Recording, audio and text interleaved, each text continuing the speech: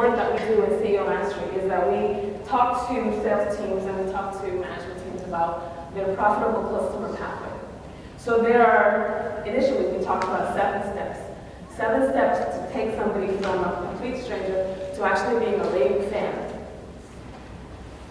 And then we discovered that there's another one.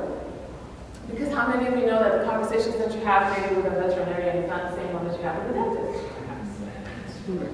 And so that was important.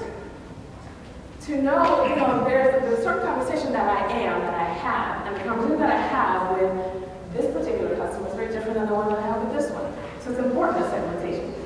But then I started thinking, well, that's very me-centric. Like me as a salesperson, me as the provider, me as the vendor. But what about the customer himself? What does that path look like to him?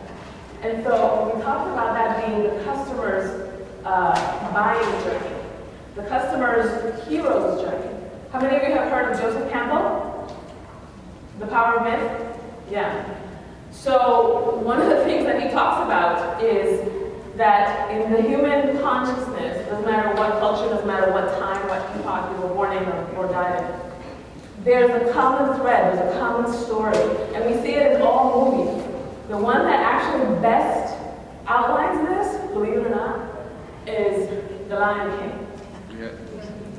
So there's this hero, who's, kind of walking around, everything's fine in his world, and then something happens. What? Dad died. And now there's a call.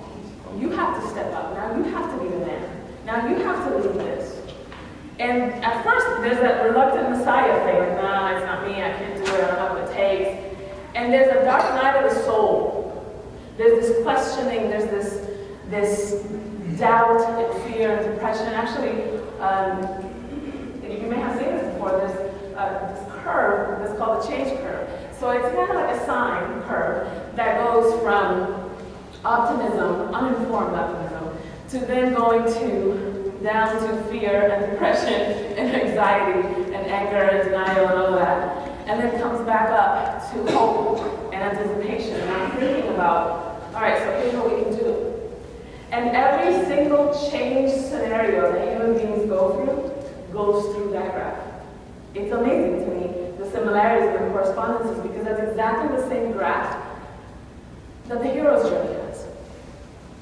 It's just kind of like endemic to the human experience. Yeah, it's when you know what those things are, when you can anticipate the next step in the journey, now you are a better navigator, not only of that relationship, but of your end result. So then the next step is the measuring your milestones. How do you know that you're on track? And how do you know when you're on track, how do you get back on?